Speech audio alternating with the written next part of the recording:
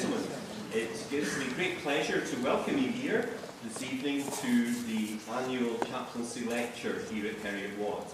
My name is Alistair Donald and I'm the University Chaplain. The annual Chaplaincy lecture has been a feature of the public life of Heriot-Watt for many years now. It's intended to be a navigation aid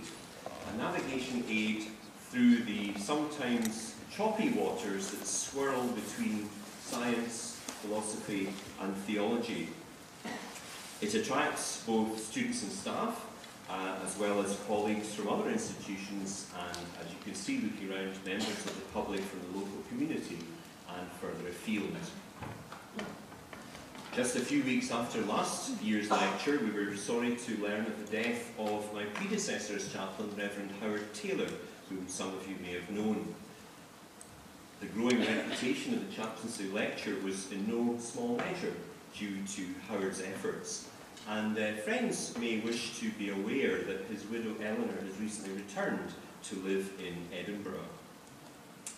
Now, before we begin, a couple of things. First of all, this evening will be recorded on audio, and it will be, CDs will be available for a small charge afterwards. Just email into myself at the chaplaincy. And then finally, the fire alarm will sound. If it sounds, it's not a practice. It's got a two-tone, which I'm told is called a yodel in technical speak. So if you hear a yodeling electronic thing, then please go to the nearest fire exit, here, there, or at the back, or here. Well, with these formalities attended to, we can now proceed to our main business, and it gives me pleasure now to call upon Professor Alan Miller, Deputy Principal of the University, to introduce our speaker for this evening. Professor Miller.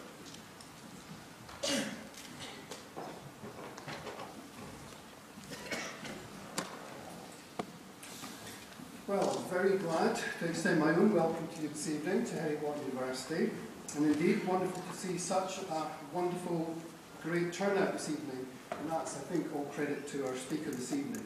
So it's my privilege and pleasure now to introduce you to the speaker. Professor Wright is currently Research Professor at the University of St Andrews and a former Bishop of Durham, one of the highest positions of leadership in the Church of England. He is a globally renowned scholar and historian, and also a well-known author and broadcaster who has reflected deeply on the relation of belief to global culture.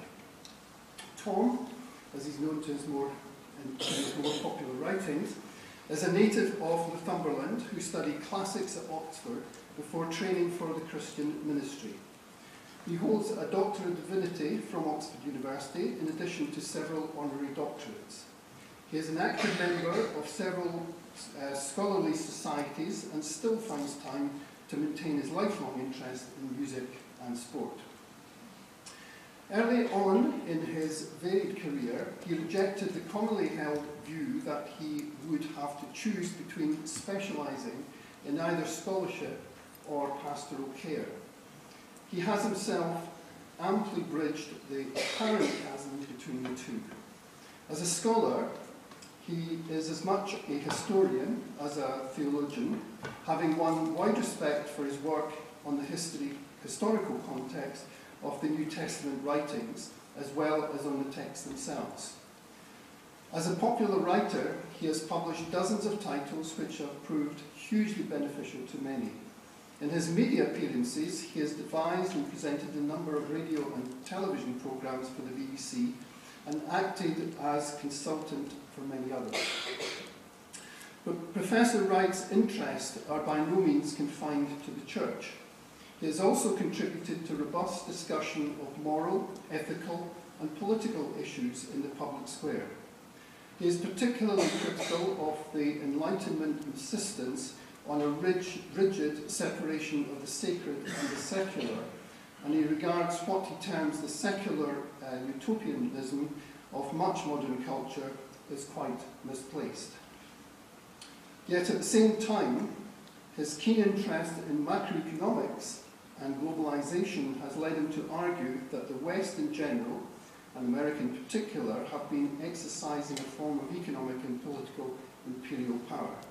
So his position is rather hard to classify. He's very much his own man. So these various issues are clearly of concern to us all, whatever our own beliefs and perspectives may be. So I'm sure that we're in for a stimulating lecture and no doubt a vigorous discussion afterwards. Tom, it gives me great pleasure to welcome you this evening to Heriot-Watt University, and we look forward to what you have to say to us on the topic, Speaking of God in a Confused World.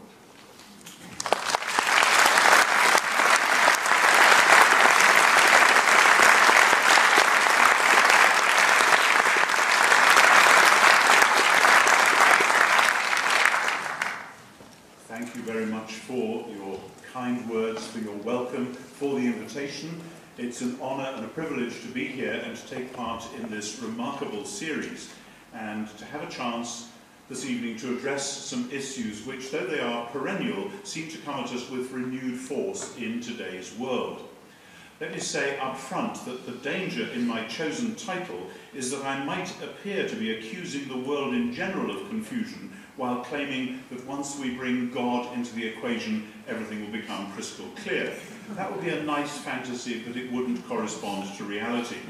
The churches have contributed their fair share to the ongoing confusions of our day. Indeed, listening to my own CV just now, I seem to have done my own fair share. The idea that what Christians mean by God somehow injects clarity into confusion is itself part of the problem. One of the reasons it's hard to speak of God at all in the Western world today, outside the carefully closed doors of the church, is that the regular perception of God is significantly different from what the Christian tradition has meant by that word. The word God is a lumpy little syllable in English, like Gott in German. And I think even its verbal form has something to do with the bad press God has had in our culture. The Greek theos is gentler and more poetic. The Hebrew Elohim is positively mysterious. This may seem irrelevant, but I think it contributes to the mood which is invoked when people use the word. I asked myself as I was writing that, would it help if we all spoke Gaelic? Perhaps I had to look up what God in Gaelic is. It's Giu, though it doesn't look like that when you spell it on the page. I like informing foreigners that one of the mountains which I remember climbing as a boy is Ben Vein in the Cairngorms, and Vein is, of course, as you know, spelled M-H-E-A-D-H-O-I-N.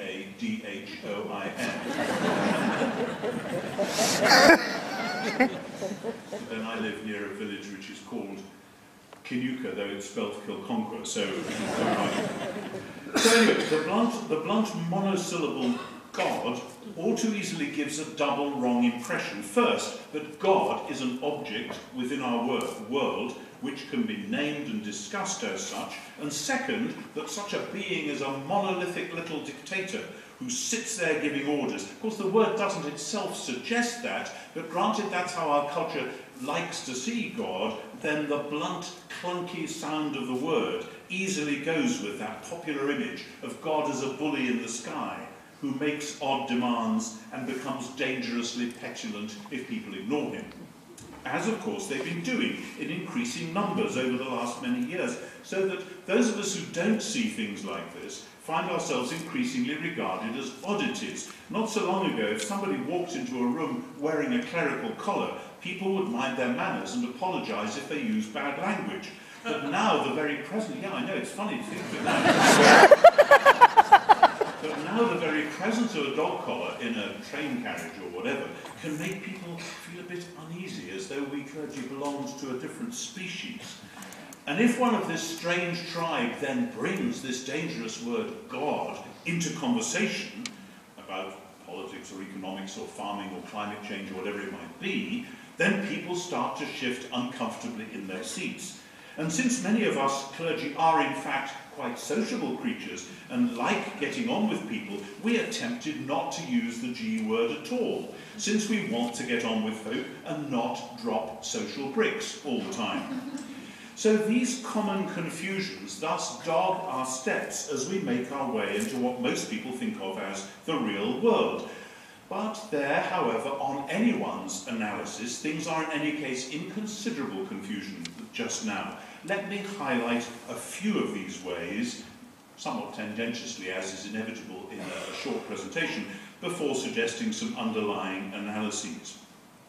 You don't need me to tell you that even our shiny modern Western world has been in a great state of confusion since the turn of this century and of course before.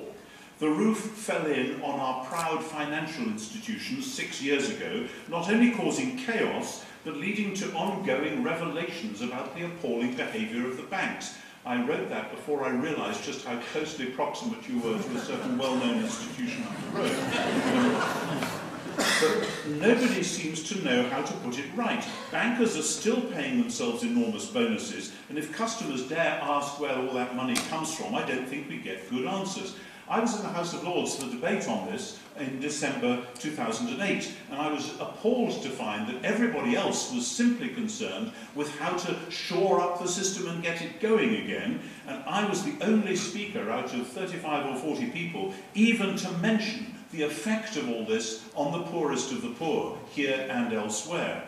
That was the other shocking revelation, that governments suddenly bailed out rogue institutions to the tune of billions, whereas the mounting unjust and unpayable third world debt had been largely left untouched. The very rich did for the very rich what they had refused to do, and still largely refused to do, for the very poor. And the politicians didn't seem to know what to do about it.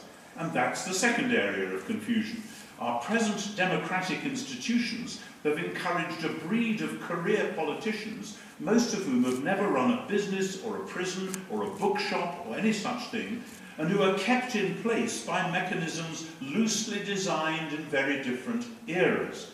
The corruption scandals of MPs' expenses, the ease with which patronage systems build up, has led to public disaffection and low turnouts at the polls. A majority of seats are more or less safe, the present equivalent of the old rotten boroughs. And often ironically, and I say this having now given up my seat there, the House of Lords is the only place where genuine, independent, well-informed debate can go on, which is perhaps why some want to change it. We all believe in democracy, but we all know, if we're honest, that in its present form, and I'm thinking of other European countries and North America as well, in its present form, it doesn't work very well. As one of my friends in America said to me when they were coming up to a Senate election, the trouble is whoever you vote for, you're voting for a millionaire. And that cannot actually be healthy for the country at large. Now, all of this very loose, broad brush stuff has been compounded by the media scandals, phone hacking and worse. The idea that corrupt practices were the work of one or two isolated individuals, which people said at the beginning, now seems laughable. I suspect that many in the business who are not at present under scrutiny are shivering in their shoes as we await more revelations. This has made nonsense of the normal media plea that for democracy to work you need a free press. That is of course basically true, but as in every other sphere, when freedom turns to self-serving license, everything goes bad. And many sections of the media continue to pontificate about it all as if it were not now an almost universal disease. Fourth element, now causing confusion, is the alarming evidence of corruption within the police force. As with all other institutions, there are, of course, plenty of good police, just as there are good bankers and politicians and journalists. But the smell of rottenness gets in the public's nostrils and makes nuanced judgment difficult. And when we put all these together and find the politicians being over-friendly with the bankers and indeed with the police sometimes, and them doing deals in different directions, there is a sense that as a society we are blundering around in a fog, engaging in displacement activities and eye-catching initiatives which do nothing for the general well-being, let alone allay the increasing confusion. We can multiply the list of public confusions, but the last one I'll mention is foreign policy in general. The UK has always had an uneasy relationship to Europe. That's nothing new, and that obviously continues. But that's just the start. Many of us believed and said so at the time that it was wrong on all counts 11 years ago to invade Iraq, and that such action would merely serve to increase al-Qaeda recruitment and general chaos. The trouble is we don't know what else to do. The Arab Spring demonstrated that Western governments and journalists still cherish with touching naivety the belief that all people in all societies are really liberal Western Democrats at heart, and that all we have to do is help them get rid of their present tyrants, and then peace and love and flower power will automatically set up in their place, giving stability and prosperity to all. And by sending that signal in relation to the countries of North Africa, we sent exactly the wrong message to the first wave of rebels in Syria, and we now have no idea what to do about the hornet's nest that has resulted, not to mention the appalling ongoing situation in Israel-Palestine, or the chaos in many parts of Africa, and the optimism of the early years of the present century, when the then Prime Minister thought he could deal with evil by helping our friends across the Atlantic to drop bombs here and there, have been replaced by an uneasy and often unprincipled pragmatism. Now, this last area may lead some to comment, not without justification, that that's a bit rich coming from someone who wears a religious label. After all, are not most of the trouble spots in the world places where it's precisely religious clashes that have started or fueled riots and mayhem? Well, yes, in a sense it is. But the real problem lies deeper. Professor John Bowker argued a generation ago that the problem then was that none of our politicians had read religious studies at university, so they had no idea what was actually going on. They had bought into the modernist myth according to which religion was what some human beings like to do with their solitude, and that it had nothing to do with public life or policy, and bringing it in there was a category mistake. But we who live in the shadow of September the 11th, 2001, know only too well that the theory has been rudely interrupted by events. And if your reasoning doesn't factor in a healthy understanding of how religion works in the world, don't be surprised if it comes back and attacks you in unhealthy forms. That is, of course, where some commentators of the Richard Dawkins variety have seized on events like 9/11 as the evidence that all God talk is inherently wicked, disproved, bad for your health, and generally abhorrent.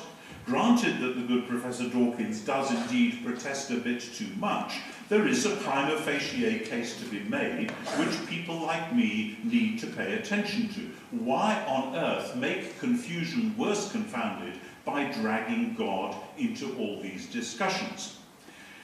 The answer cannot simply be because if people believed in God, they'd all behave better. That might be the case, but sadly it might not. As a bishop, I retain a certain scepticism on precisely that point. But what I've tried to do so far is to point out that at almost every point in our lives, we have run into serious problems, resulting in the cynical sense that the things we all have to trust do not deserve that trust. We seem to be making it up as we go along, with the only motive, that of making more money on one side or clinging to whatever power we can on the other, even though we don't know what to do with power once we've got it. And if it's true that millions have been killed in the last century or two for self-styled religious motives, it is also obviously the case that in the last 2 centuries, tens of millions, perhaps more, have been killed by avowedly secularist movements of one sort or another. So how have we got to where we've got?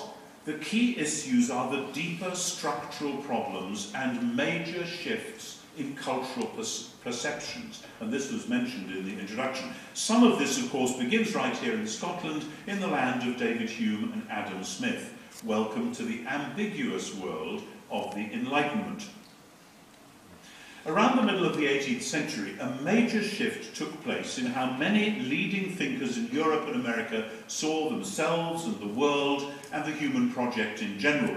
Historians have mapped out the different branches of the Enlightenment, the German, French, American and British varieties, and there are significant differences here between England and Scotland. But there is a major feature in common which must be named and explored.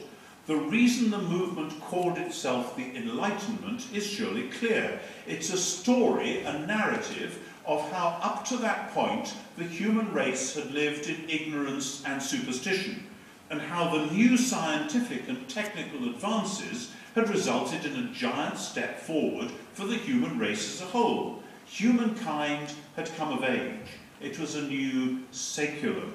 The Americans even put that phrase on their dollar bills, Novus Ordo Seclorum. It's actually a quote from Virgil, and it's there still. A new world order had come into being in which the ancient ills would be healed and a new type of civilization would replace the wicked ways of the past. These grand ambitions appear most obviously in science and technology. If I am ever accused, as I sometimes am, of being anti-enlightenment, my now normal response is that I'm all in favour of modernism when I go to the dentist. I do not want to be operated on by a pre-modern dentist, or for that matter, a post-modern one. Think about it. I want the very best of high modern technology, thank you very much. And let that stand as a symbol, as metonymy, for all the enormous blessings which the scientific and technological advances of the last 200 or 300 years have brought us. But the Enlightenment project uses those claims as a platform to launch different claims, and indeed quite a different philosophy. And those claims and that philosophy remain at the heart of much present confusion. Here again, I risk oversimplification. Why change the habit of a lifetime? But for the sake of time, let me just summarise my two main points. First, the claim of a new world order is routinely applied many times each day in the media to the idea of moral progress. Now that we live in the modern world, a presenter will say, or perhaps now that we live in the 21st century, I suspect if you listen to various radio stations, you would hear that at least 10 times a day, whichever station it was. As though a change in the calendar automatically implied that we were all signed up to a relentless program of continual liberalisation of values and standards. And any attempt to stem this modernist tide is met with ridiculous abuse. People used to say that the classic values of Western civilization were medieval. Now it's notched up a bit. Any such attempts at restatement, we are told, are returning to Stone Age morality. How far back can you go? David Cameron, speaking in the House of Commons in November 2013, said that the Church of England should get with the programme, implying that we all knew which direction society ought to be moving in, and that the Church had just better come into line. Hillary Clinton spoke of being on the wrong side of history, as though we all knew automatically which direction history was travelling in. That was another Arab Spring faux pas. And so on. Let's say it clearly. This rhetoric, instantiating a kind of irresistible Whig version of moral and social history, is a matter of air. It is hot air based on thin air, leaving us in mid-air. Second, this narrative explicitly and deliberately embraces the ancient philosophy known as Epicureanism.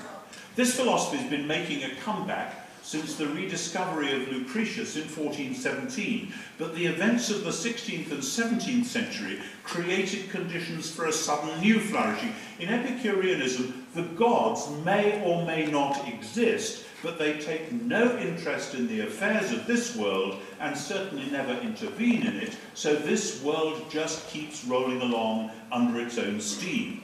David Hume's rejection of miracles is basically Epicureanism applied.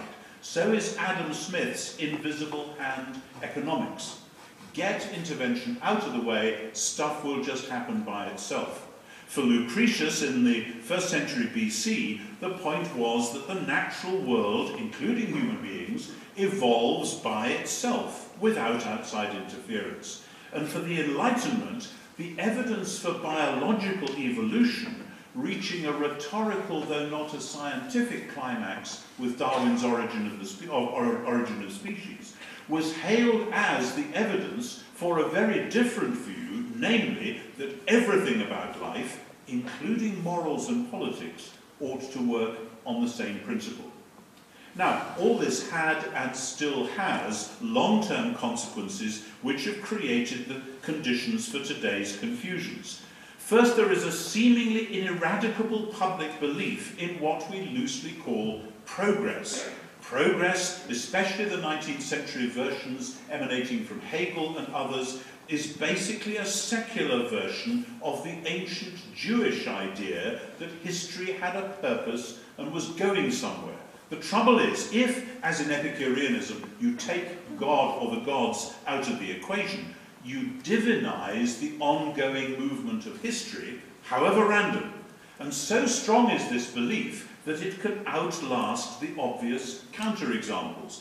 Progress gave us aeroplanes. It also gave us the First World War. Progress gave us penicillin. It also gave us the Holocaust.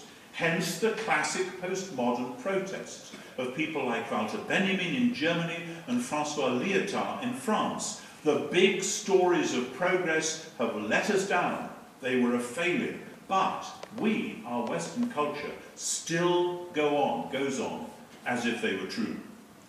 Now, the other side of that coin is another secularized Jewish belief. The belief in the possibility of a sudden messianic revolution through which everything will be made right. The idea of a non-theistic messianic moment was all that Walter Benjamin had left at the end of his life, and it didn't come.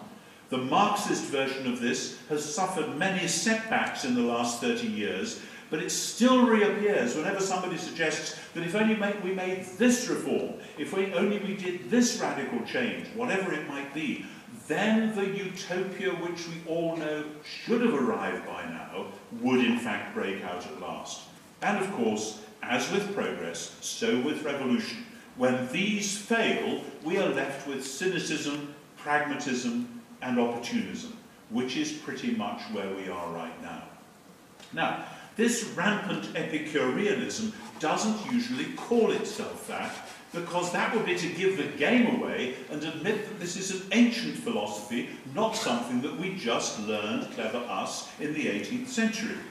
But it has produced two features of special importance. First, there is the transformation of science into scientism, and second, there is the rigorously non-theistic approach to politics and public life, including public morality. First, science and scientism. I take my life in my hands because I'm not a scientist, but some of my best friends are scientists. Can I say that?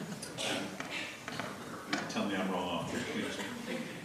Many, perhaps most of the early Western scientists were either Christians or at least deists. They believed they were thinking God's thoughts after him. Likewise, many Christians, faced with the publication of Darwin's work, were perfectly happy to accept it. There is a modern myth in which a backward and belligerent church staunchly opposed all such dangerous innovations. That is truer in the early 20th century in America than it was in most of this country. Many theologians thought, well, if God wanted to create species over the course of millennia, why shouldn't he? What's the problem? But Darwin's findings were seized on not simply by biologists, but by those who wanted to promote the latent Epicureanism in which the gods had gone from the picture altogether. And people began to talk about science as though science itself contained or proved that philosophy. This is, of course, not the case. Science, as I understand it, does excellently well in its own sphere, but it cannot and should not pronounce on issues like values and ethics, history and faith, aesthetics and eschatology. The former chief rabbi, Jonathan Sacks, one of, in my view, the greatest commentators on the present scene that we've had for many years, puts it like this in his recent book: science takes things apart to see how they work. Religion puts things together to see what they mean. Let me say that again. It's his wonderful bon mot, not mine. Science takes things apart to see how they work. Religion puts things together to see what they mean. They need each other and should never have been separated. When that separation occurs, instead of science, you get scientism, which actually is a belief that nobody can live their whole life by. The belief that science and technology contain all answers to all questions. Having banished the gods up into the sky, this is to invite new divinities to emerge from the floor. And second, this happens, of course, in politics. Alistair Campbell famously said in the Tony Blair years that Downing Street doesn't do God. There was a point to that, of course. He wanted to ward off any suggestion that foreign policy was being conducted by the Prime Minister receiving fresh divine instructions, as he said his prayers every night. But the relentless rejection of God in public life, despite both England and Scotland still having their own established churches, is based on the same Epicureanism I've described. The democratic process, like biological evolution, must proceed on its way. And what comes out next must be for the best, except, of course, that it often isn't. The media hold the politicians' feet to the fire so that any politician who actually told the truth, namely that whatever reforms we put in place will not produce utopia, and that it's better to try to minimise disaster and work for the least worst options. Anyone who actually said that would be laughed out of court. In America, where God is still invoked on many occasions, the rigorous 18th century split of church and state is eagerly applied both by politicians who don't want God to reign on their picnics and by religious leaders who suppose politics to be unspiritual. And the churches on both sides of the Atlantic actually have colluded with the Enlightenment project, being content to provide the spiritual dimension, not realizing that a central part of Christian belief is about God's kingdom coming on earth as in heaven, uncomfortable and confusing though that may be. But before we can explore that, one more final word about the present state of confusion in our modernist ideologies. We all know now that the modernist project has been critiqued from three angles in particular: Marx on money, Freud on sex, Nietzsche on power. But what has happened is a toxic mixture of continuing modernism and cynical postmodern deconstruction. We all know that money is at the heart of much corruption, but we can't seem to clear it up. We all know, and the current high-profile court cases are rubbing our noses in this, that the sexual liberation of the 60s seemed like good and exciting news to some, but came at a high price for others. We all now know, or we ought to, that there is no such thing as casual sex. We all know, likewise, that our Western peace and prosperity are like a small, placid island off the shore of a dangerous, turbulent continent, whether we look at Africa, the Middle East, Ukraine, wherever. We all know we have the disease, but we go on doing the things that made it worse. So, what would happen if we tried a fresh exploration of that clunky little word God in the middle of it all? How are we to interpret the signs of the times, given all that I've said? Mention of interpretation reminds me of a significant moment. In November 2004, the people of Ukraine were voting in a presidential election. Everyone suspected that foul play was going to take place. When the results were declared on national television, the announcer gave the expected news. The president had won by a large majority. But in the corner of the screen, visible to television viewers, there was a woman who was signing for the deaf. She went completely off message, and instead of translating the result, she signed, "We all know that this election was rigged. It's all a sham, and it's time we rebel." So the Orange Revolution began because someone had the courage to tell the true story against the grain of the prevailing myth. Great picture. Now, of course, Ukraine isn't out of trouble yet, not by any means. But that image of someone apparently translating but actually subverting is a powerful image for what I want to suggest. Now, I speak, of course, as one who believes that it is right and necessary to speak of God within this confused world, while recognizing fully the difficulties of doing so. And I envisage this task and vocation, not least in terms of trying to communicate, like that brave Ukrainian signer, the subversive message that things are not all they seem and that there is a different way. We share with the postmodernists the deep suspicion of the arrogant claims of modernity, but instead of that leading to cynicism, pragmatism and opportunism, we Christians see it, as an opportunity to articulate and, equally importantly, to try to live out a different vision of what it means to be human, a vision which stems directly from the different vision of God himself, which the Jewish and Christian traditions uphold, and to which the Christian tradition in particular has given a special spin. As some at least today come to recognise the bankruptcy of positivism and pseudo-scientific reductionism, there's been some remarkable work done by philosophers in that area just recently, this word may perhaps gain a fresh hearing. Let's say it clearly up front, the God of whom Jews and Christians speak has very little in common with the God of popular imagination, certainly with the absent divinities of the prevailing Epicureanism. Though we continue to use this clunky little monosyllable when we talk about him, when Christians speak of God, they speak of the one whom Jesus taught us to call Father. And the life and death and resurrection of Jesus have so radically reordered, reshaped the meaning of the word God, that there are quite different things to be said, in private and public, than what our contemporary culture normally imagines. For a start, the God whom Christians worship is not an object within our world. Rather, we are creatures within his world. The relationship is bound to be asymmetrical.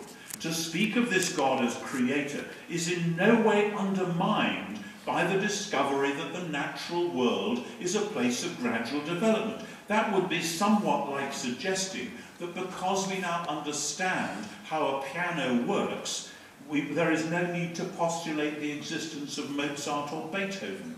But when we think of God as the creator of all that is, however difficult an idea that is to hold in our heads, which is why people produce simplistic caricatures, we realise that our world as a whole has been worshipping other gods. Without naming them as such, we have in fact been worshipping Mammon, the god of money, Aphrodite, the goddess of erotic love, not least Mars, the powerful war god. He'll get the job done. Go and drop some bombs on people, then all will be well. That is Mars speaking. And we have offered these gods sacrifices because they've demanded them, and many of which have been and continue to be human sacrifices. Because whether we call these divinities gods or not, whether we even realise we're worshipping them or not, it is our absolute allegiance to them, coupled with the intellectual Epicureanism which allows us to ignore them, that lies near the root of much of our confusion. In the ancient pagan world, the message put out by Jews and Christians alike, that there is a single divine being who made the world, who loves the world, and who desires to set it right, and so is calling it to account. This message was good news. Many responded to its clarity, its clean lines, its brisk, straightforward challenge. And those who are battered and confused in today's world might well do the same. But of course, the Christian message in particular doesn't stop there. One might simply say, well, that's a nice idea, but we have no particular reason for supposing it's true. We'd better just muddle on as before. But the Christian way of speaking about God goes much further. It focuses particularly on Jesus, Jesus of Nazareth, his short public career, and his death and resurrection. In other words, this isn't an idea, a belief without an anchor. This is about something that actually happened, something which those closest to the events believed had transformed the way the world was, something which brought the word God into such sharp and startling focus that when the early Christians said the word theos in Greek and interpreted it in the light of Jesus, it opened up to reveal a wisdom and purpose, a power and a love which began to transform them, and through them began to transform the world. I said a moment ago that in Christian language, God isn't an object in our world. But here's the important exception, that in Jesus, this God became a subject within our world. He has become an actor in our drama. He has stepped in to play the solo in what we thought was our symphony, but which turns out to be his concerto.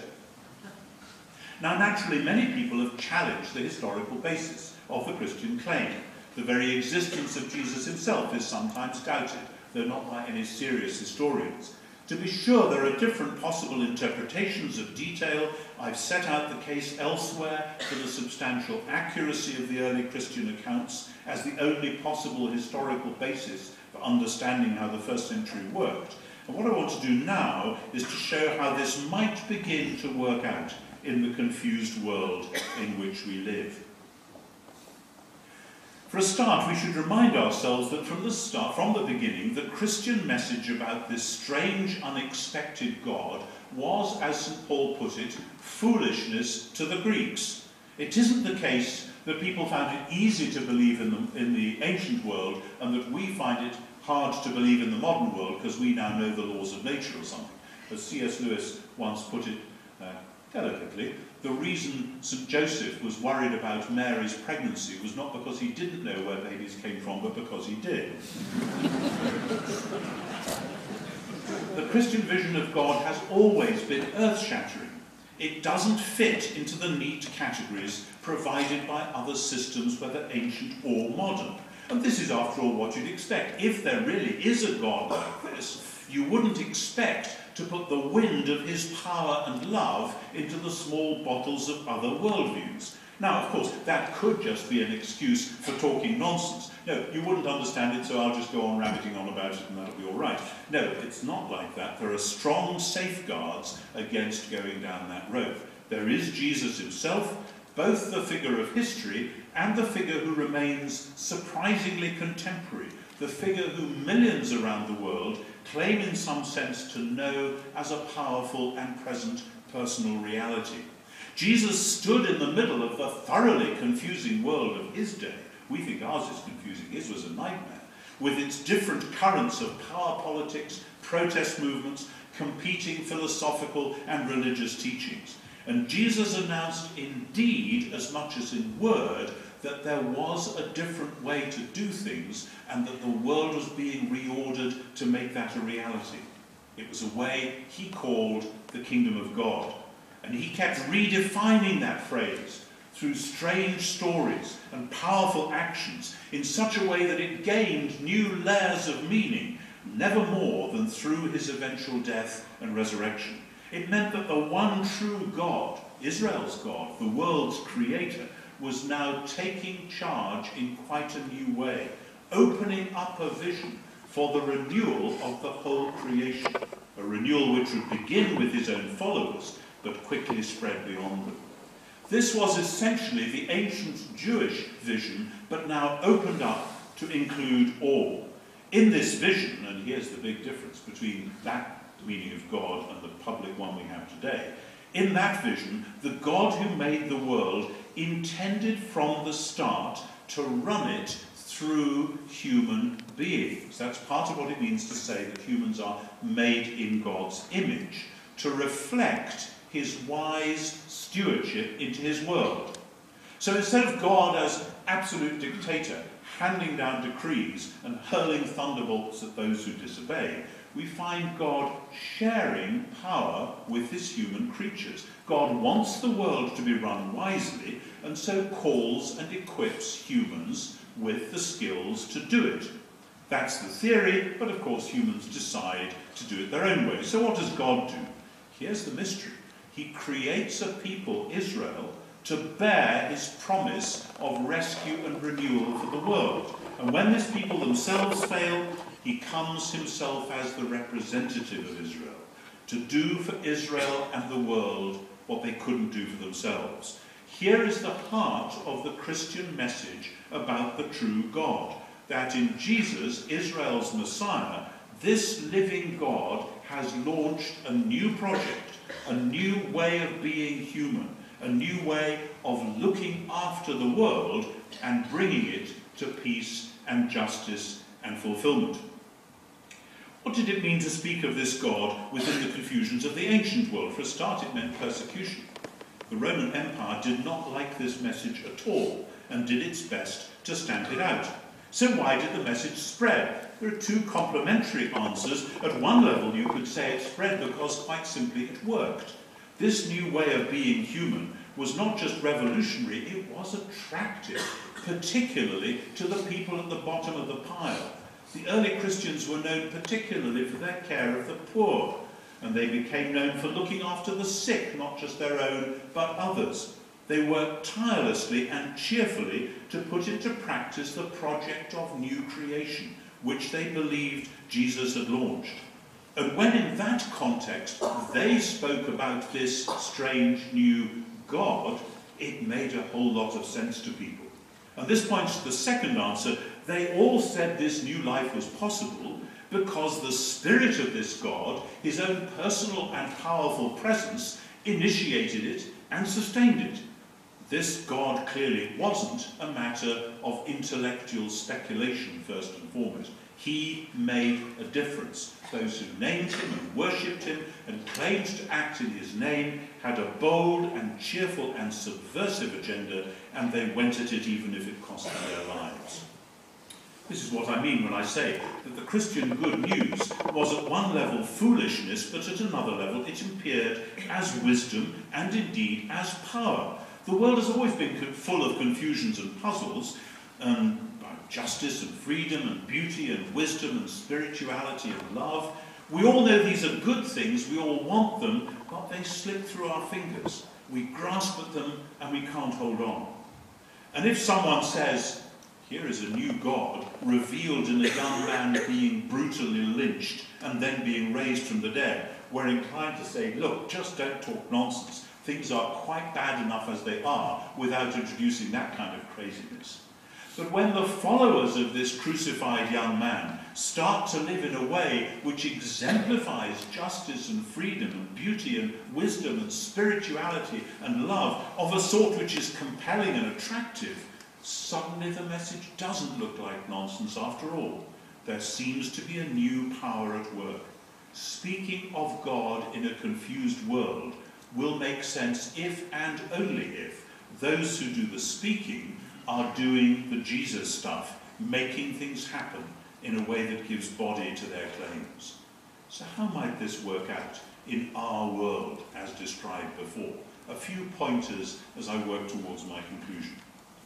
One of the striking things done by the new Archbishop of Canterbury, you'll have read this in the press, was to confront the payday lenders' wonder and to challenge them to a test of strength in which the church would start doing credit unions which would actually help the poor instead of fleecing them. Of course, he was then put offside by his own team because the church had invested in the same shabby business without him knowing it. That, I think, is being sorted out. The point was that the church at its best doesn't just sit on the sidelines giving intellectual arguments about God and then saying God doesn't like what we're doing. The church believes in and speaks about a God who rolls up his sleeves and gets his hands dirty to sort things out. I was privileged when I worked in Durham to see that going on in poor communities again and again. There are plenty of people in places like that who know that however confused the world is, speaking of God does make a lot of actual sense. I wonder what it would look like to do the same in the area of sexual behaviour.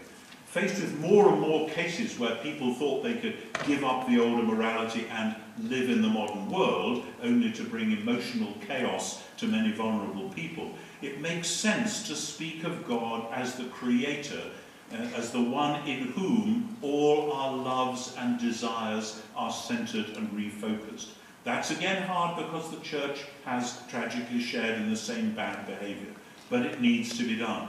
We in our generation ought to know the damage caused by the opposite belief.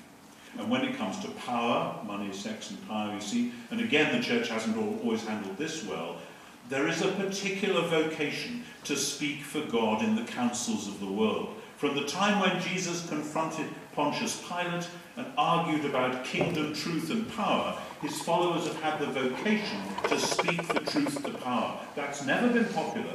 And it's particularly unpopular now with the media because the media think it's their job to speak the truth to power and they don't like the church claiming that turf back again.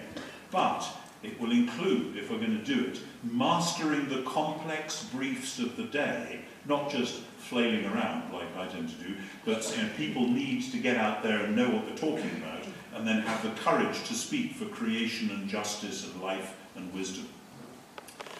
In and through all of this, then, what sense does it make to speak of God himself? As I've said, I haven't talked about God in the abstract, but rather the God who gets involved in the actual world. That's a danger. We've allowed God to be abstracted so that he only becomes the conversation about philosophy and leading to cheap denials on the one hand and a kind of abstract, decontextualized apologetic on the other. But part of the answer comes in the communities who are not only speaking of God but living for God. There is always room for fresh exposition of who God is, as it were, in himself. The difficulty is that all our discourse must be related properly to the true subject matter. It's as though you don't describe a Sibelius symphony in the same language you use for a theory in economics. So what is the language appropriate for God? It's all too easy to talk about God again as if he were an object in our world, to be studied and analysed and inquired after and coolly appraised and either intellectually affirmed or intellectually denied. That would not only be an epistemological mistake, the use of the wrong technique, it might actually be dangerous, like trying to examine sunspots by looking at them through the same powerful telescope you use for a distant star. And that's why the primary language in relation to God has always naturally been invocation and worship. This is not a private activity only, a hobby for the religiously minded. If the word God has any reference at all, then worship is bound to be the appropriate first word. But then, because of who Christians claim the true God really is, we cannot but speak of him, as it were, outside church, in the confused world of our own day. We urgently need not just an apologia, a nervous explanation for why it might still be all right to speak about God. We need the powerful words which declare that the true God has unveiled a different way of being human, a way which sums up all our hopes but transforms and transcends them. In particular and finally, we need always to remember that to speak truly of this God is to speak not just of power but of love. If the God we see in Jesus is the one true God, then this picture radically deconstructs the negative image God has so often been given in the modern world, as indeed in the ancient one. The famous verse in St. John's Gospel does not say God so hated the world that he sent Jesus, but God so loved the world. And that love translates into justice for this occasion, into peacemaking for that occasion, into help for the poor always and everywhere, into the rescue and repair of relationships at every level, into the invitation to a life of prayer and wisdom and spirituality and inner healing. That love is what those who speak of God must never stop showing and living and telling. The problem of a malevolent and distant God was solved by the Enlightenment in terms of banishing such a being from the scene entirely. We have seen the results of that false move. It's time to solve it the other way, by realizing that the true God is neither malevolent nor distant. In and through Jesus, we know him to be the way, the truth, and the life. The Enlightenment leaves us alone in the world, and often enough isolated from one another. With the true God, there is a multiple sense of belonging to God himself and to one another. In and through the Spirit of Jesus, we may gain fresh wisdom to address our confused world, not just with a theory about the one God, but with the good news of his powerful, rescuing love. Thank you very much.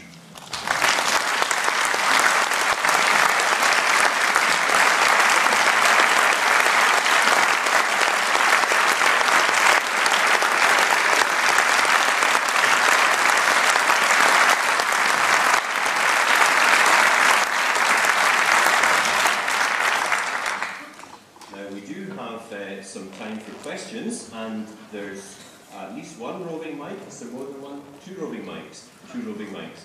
So, are you prepared? Yes.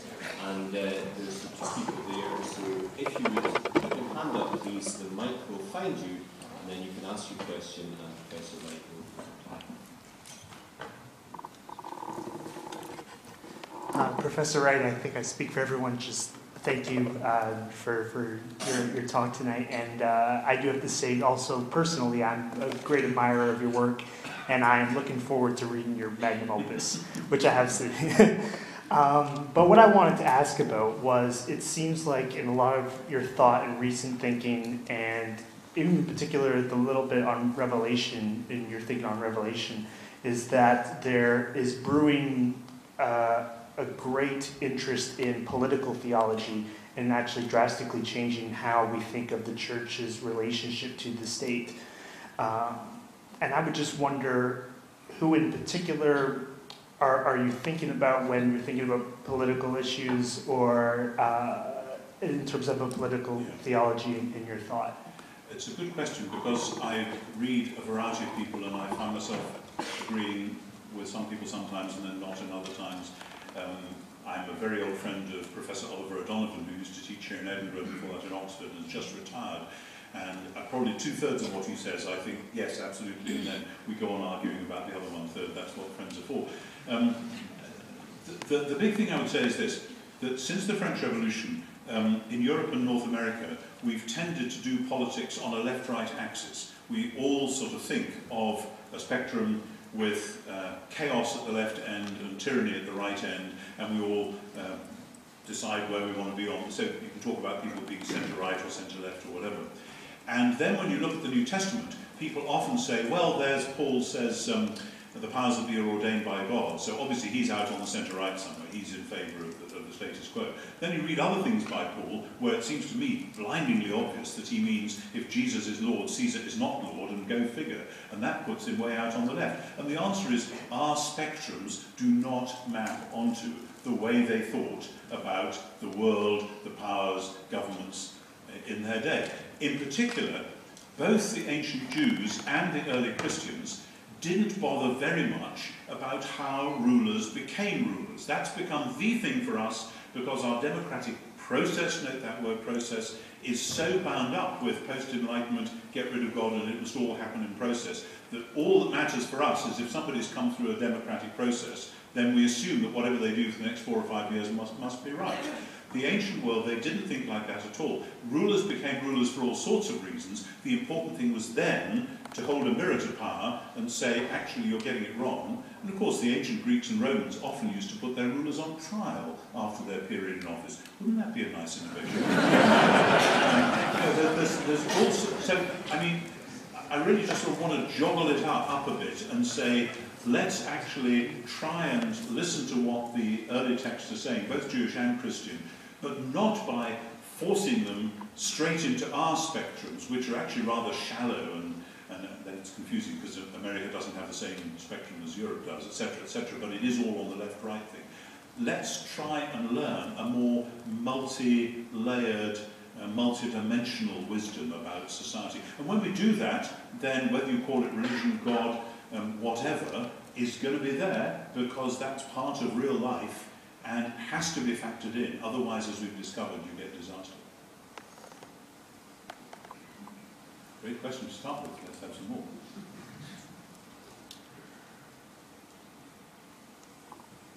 There's one 2/3 of the way back. Here.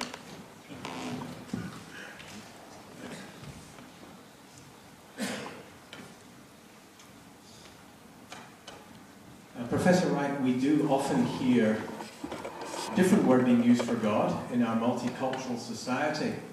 We're normally hearing the term on our televisions, God is great, not God is love. And we're hearing it obviously in Arabic. And that's part of the cultural baggage that we're living with. I wonder what your thoughts are on speaking about the God of love when in the background is a particular version of God that is utterly at variance with all that you've been talking about.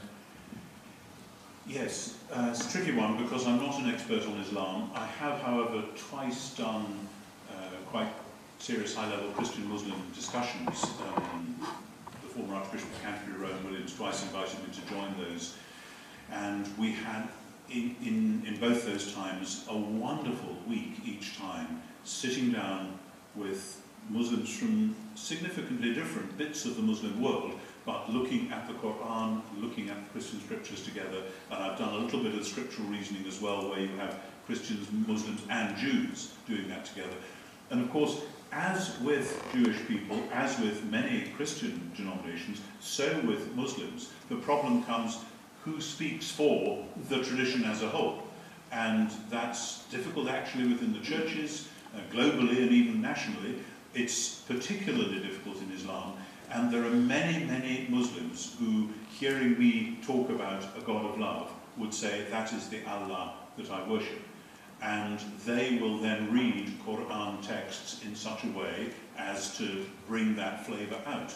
And it's a debate within Islam itself as to which variety, what you mean when you say Allahu Akbar or whatever, what you're actually going to mean by that and how it cashes out. So this isn't so much a matter of all Christians thinking this way and all Muslims thinking that way. However, of course, as is well known, and this is uncontroversial, the very centre of the Christian faith is the idea of God becoming human and being crucified. And though Isa, the Arabic word for Jesus, is a prophet in the Quran, he certainly is not the divine incarnate Son of God, and he certainly did not die on a cross. And many theologians have traced that out in terms of larger Christian and Muslim structures. But what is most truly central and also most truly shocking about the Christian claim is that it reveals a different dimension to love, so that though many Muslims will say, of course, Allah is loving and merciful, this doesn't translate into a self-giving of the sort that we find in the New Testament. We have to be terribly, terribly careful about how we say this, because, as I say, many Muslims would say quite different things from many other Muslims, and it seems to me what we have to... Okay, the New Testament was born into a world of many, many faiths, and they didn't go around saying everything that everyone believes is totally wrong. Paul said, my aim is to take every thought captive to obey the Messiah. And we can see him doing that. He picks up Stoic ideas. He picks up, of course, lots and lots and lots of the Jewish scriptures, and he translates it out. And so the Christian view is not that everyone else is wrong and we're totally right. Far from it. Because we believe in God the Creator. It would be astonishing if there were not all sorts of positive signs. Paul says, wherever there is virtue or good report or anything that's lovely or true, celebrate it, think about these things. And I think if we're going to critique Islam theologically and sometimes practically and politically, we also need to celebrate all the very good and noble and true things which are there as well. This isn't easy. We love things to be either or, black, white, so that it makes it easy for us, then we don't have to think. The real world is much more interesting, thank God, than that. There's a question up the back there, yeah. My reflection with Scotland here is that our national consciousness of God has been scarred by an overemphasis on the holiness of God through our Calvinist history. Obviously God is a God of love, and we want to speak about God's love, but God is holy too. Any suggestions about how we communicate both the holiness of God and the love of God in a right biblical balance in our society today? Yeah. Nice, easy little question. And obviously, the danger is that we slide into caricature, and when we want to say that God is holy, we come down like a ton of bricks on everything that happens to offend us at the moment. And when we want to say God is love, we go all gooey and sentimental, and you know, God just becomes a doddery old grandfather who doesn't really mind what the kids get up to. And actually, when you see the New Testament definitions of holiness and love, they don't look like that at all. And something about God's holiness is to do with God as the good and wise creator who longs to see the whole creation rescued from everything that corrupts and decays and defaces and distorts it, and especially human beings in the middle. So holiness is actually about the vision of a genuine human existence, throbbing with life and vitality and joy, and celebrating the goodness of God's world. You know, the psalmist says that God makes the outgoings of the morning and evening to praise him. There's something about when you see a sunrise or a sunset, there's something about the whole creation just saying yes. And holiness is when you get that in a human being, a sort of sense that this person's whole being is saying yes to the goodness of God as creator. And we have so often made it a person who says no to this and no to that. I remember a chap I knew many years ago saying to me sorrowfully, he was a chap who was working as a barman in the college where I was studying, and he said to me, suddenly blurted out one day, he said, "The trouble is everything Jesus is against, I like." And I thought, I know exactly what you mean. Let's try and rephrase that. What is Jesus for? That's what it's about. And then love is seen again as God's utter delighted longing that the very, very best should happen to his world and to his human creatures. And love wants the best for the beloved and is not content with second best. So ultimately love and holiness are signposts pointing into the mystery which we see in Jesus. And of course, you know, every community has to work that out for itself, and communities swing this way and that and get twisted up and puzzled about things and need to be sorted out. It's a constant thing. There is no point, speaking as a pastor, there is no point where you can say, right, we've now got this thing sewn up, we can just coast for the next 5 or 10 years. That is never going to happen. And probably some clergy here, and you know as well as I do, that's just not how real communities work. But if we keep that vision before our eyes and constantly working back towards it, it's a celebratory vision which encompasses love and holiness and beauty and justice and all those other things as well. I can see 3 questions now suddenly. 1, 2, 3. So whichever the microphone gets to first. Oh, somebody write it back. Oh, yes, and then, yes, go. From a moral perspective, do you think that with the decline in the acceptance of religion generally and the increase in reliance on scientific conviction, that society's morality has decreased over the years where Christianity has dwindled somewhat, or has it merely continued to develop whilst leaving behind Christianity more than it has done previously? That is one popular picture, but I actually think there's a lot of problems with it. I mean, yes, the positivism which went with a sort of scientism in the middle years of the 20th century did produce an emotivist ethic. That is to say that ethics is simply reduced to, I happen to dislike murder, you happen to dislike theft. It's a sort of yah-boo sort of morality, where all moral judgments collapse back into individual feelings. Now, it seems to me at the same time, actually, what we saw in the 50s, 60s, 70s, 80s, I'm old enough to remember that whole period, was a major moral outpouring of horror at apartheid in South Africa, at some of the evils of Eastern European communism, etc. And the world got together and said, very morally, that is not how to treat people. And finally, through some remarkable things in which the church had a very big hand, both of those situations changed drastically. Okay, South Africa is still in difficulties, Eastern Europe still has its problems, but so that we didn't become an amoral society, and we haven't become one now. I mean, the moralism of the whole climate change business is sometimes rather scary. I mean, I believe very firmly that we must be looking after the environment and must use all our energies to do that. But sometimes people who seem to have given up moralism in other spheres are leaning all the moral energy on this one. And that happens in other spheres as well. So we don't stop being moral, it's just we sometimes swing this way and that, and some causes suddenly become fashionable. And so everyone gets on that particular bandwagon. We need a more measured, wise, overall overlook at the whole thing. And for that, yes, is that about religion? Again, the danger of the word religion, it's a very complicated word, and we use it differently from how they used it in the ancient world. But it seems to me people need to learn again how to talk wisely about God without this funny little despot in the sky, and without morals being reduced to God says you shouldn't. You know, because morals are about something much bigger than, more powerful than that. about how to be wisely human within the complexities of a whole world. And that's something we need tradition, we need reflection, we need all sorts of things. And God is in the middle of that. Sorry, it's a rambling answer, but a huge and important question. There was a question in the front here, then one 3 rows behind at an angle, and there's somebody over there as well. Perhaps the other mic could make its way over to the middle over there.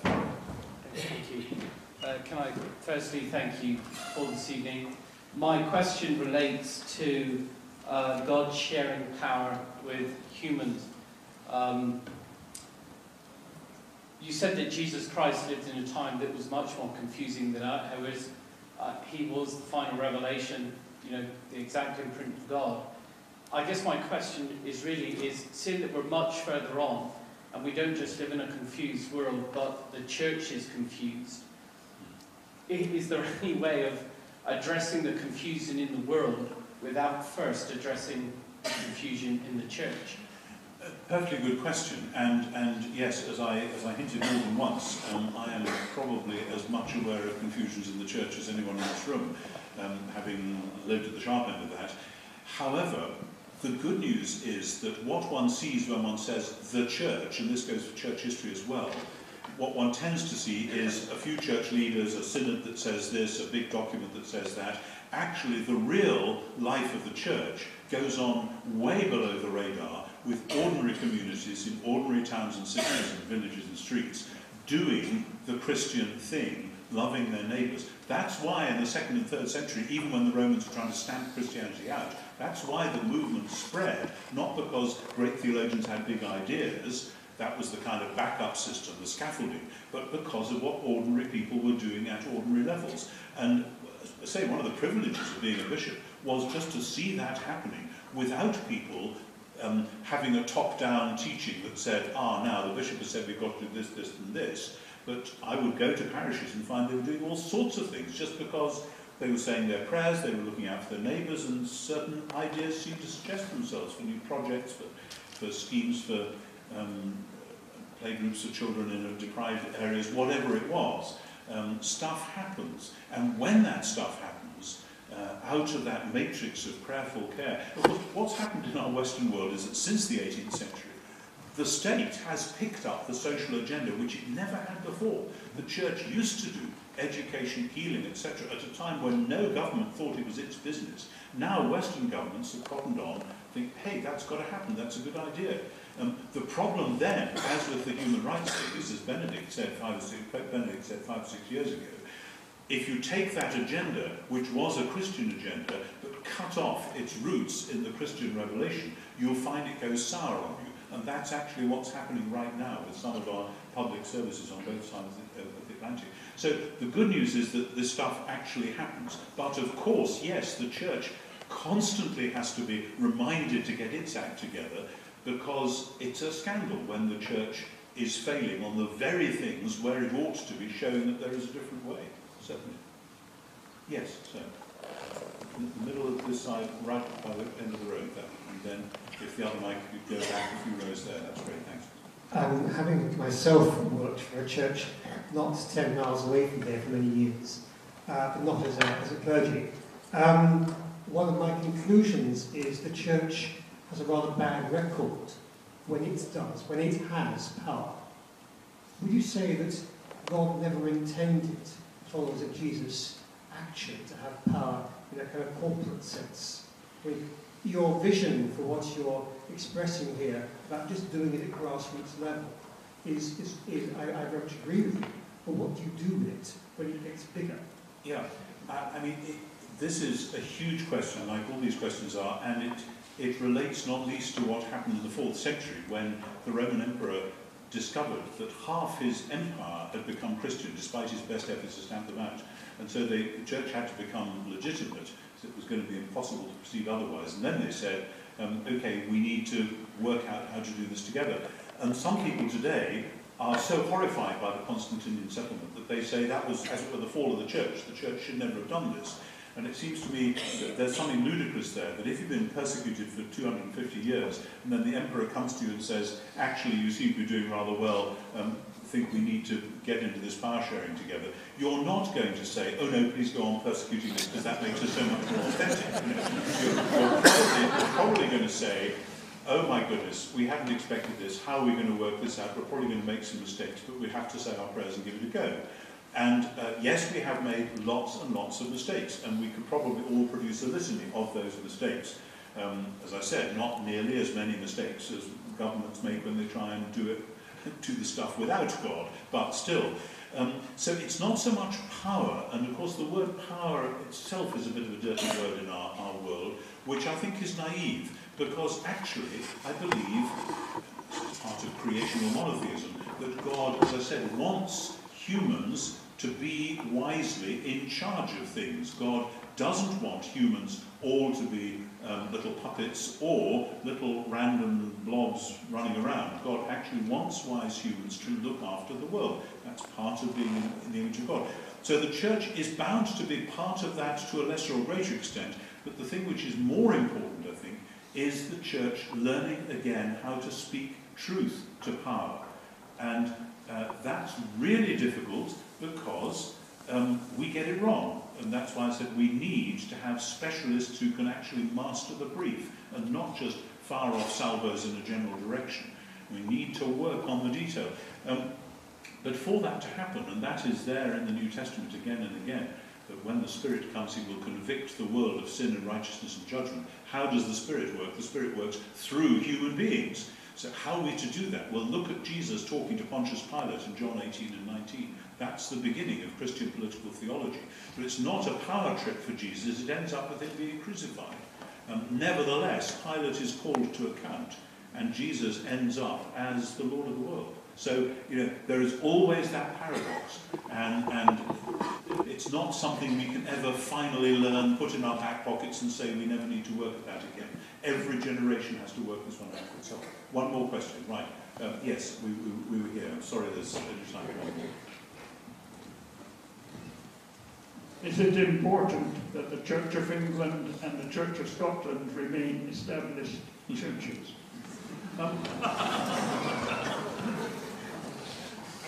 The obvious answer is yes and no.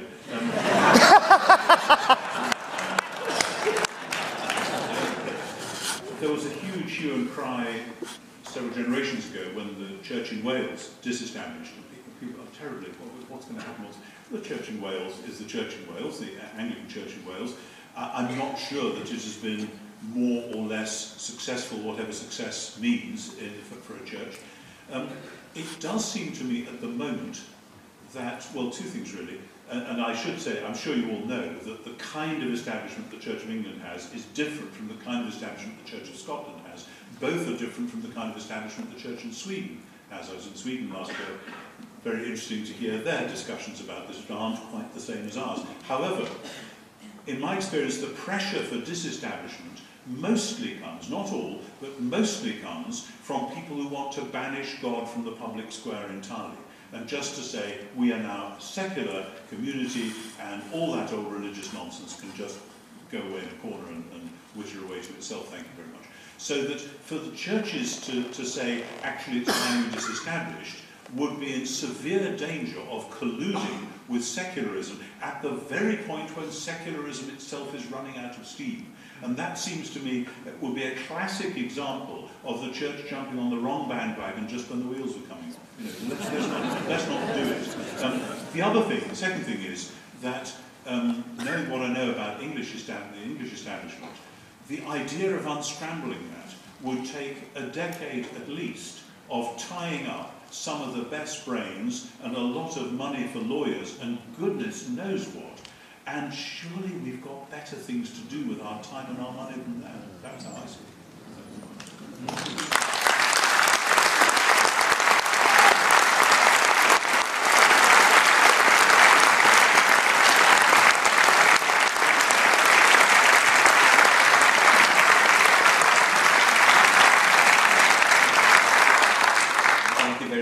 Such an attentive audience and for all your questions. And shortly we'll be going out that door and there'll be refreshments, some wine, some apple juice or whatever around there. And do please make your way out of that door and enjoy some refreshments after the lecture. Now, we've had a tremendous evening tonight, and I would now like to ask the Vice Principal of the University, Professor Julian Jones, to come forward, please, and offer the vote of thanks. Thank you.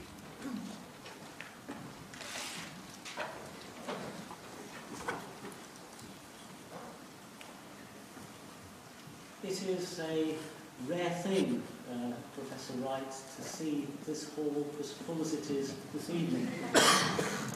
In fact, the only occasions on which I normally stand at this lectern and see such a large and enthusiastic audience is when we hold our graduation ceremonies here.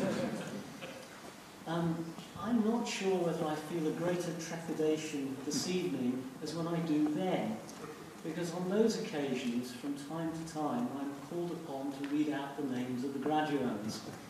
And your earlier remarks about the Gallic language certainly come to mind. I never mind in the slightest names which are Chinese or African or even these polysyllabic ones from South America, because I'm fairly sure that only the graduand, him or herself, will know if I've got it wrong.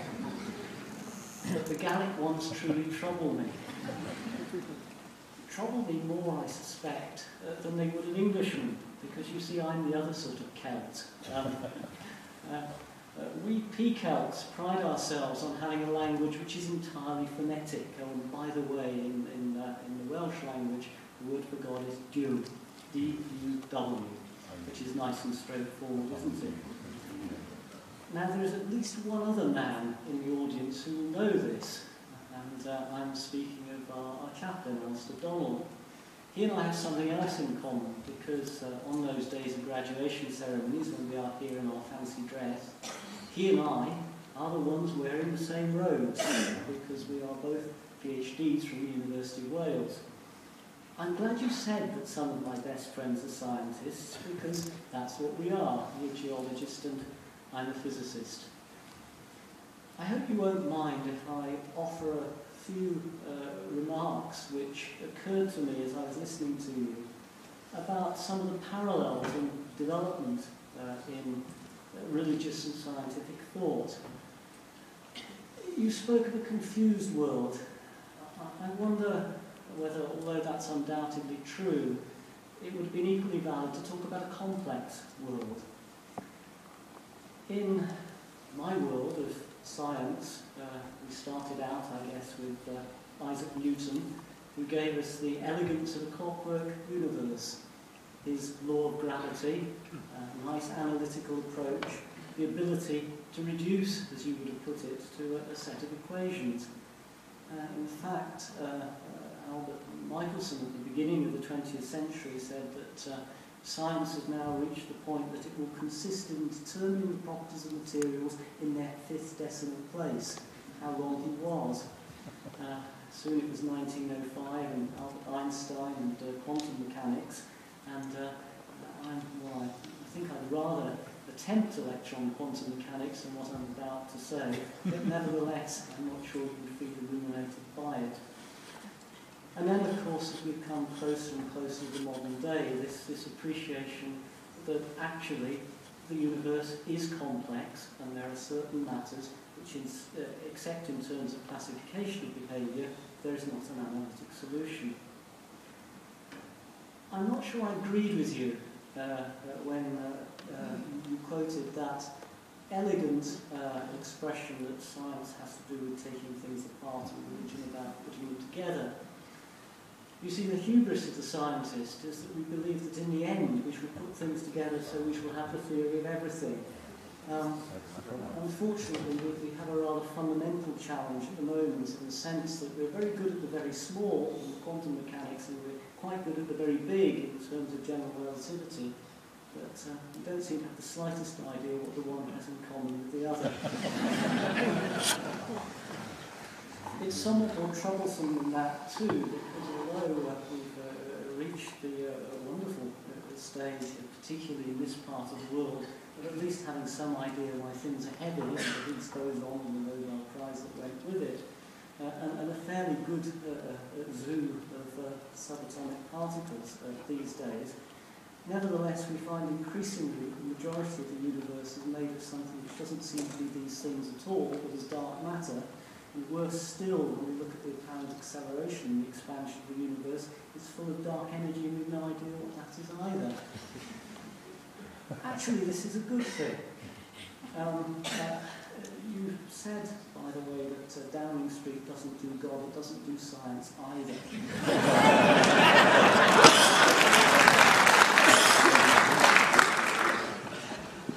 It doesn't do these two things because they are hard.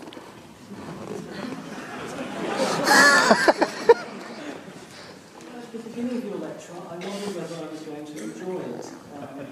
You had and I enjoyed the gentle ribbing of the Gaelic language, and then you went for the easy targets, the bankers' bonuses and the MPs' expenses. I could have done that. These are very easy targets, but of course that was just to soften us up a bit. Really, what you went on to say is that actually there aren't easy answers. The world is complex. It's just as complex, in fact it is more complex if you're thinking about the interactions of human beings as if you're thinking about the interactions of subatomic particles. And by the way, we physicists get nervous talking about anything bigger than a hydrogen atom. So chances of contributing to the social context of the world is slim. Do you know, I'm beginning to get the feeling that I should remind myself, but not you, Tom, of a Welsh proverb. A dwedodd rhaiaf, hwnnw yw'r caflad, which means he who is wisest says the least. Professor Wright, thank you very much indeed for doing the thing which I value most highly of all. Thank you for making us think.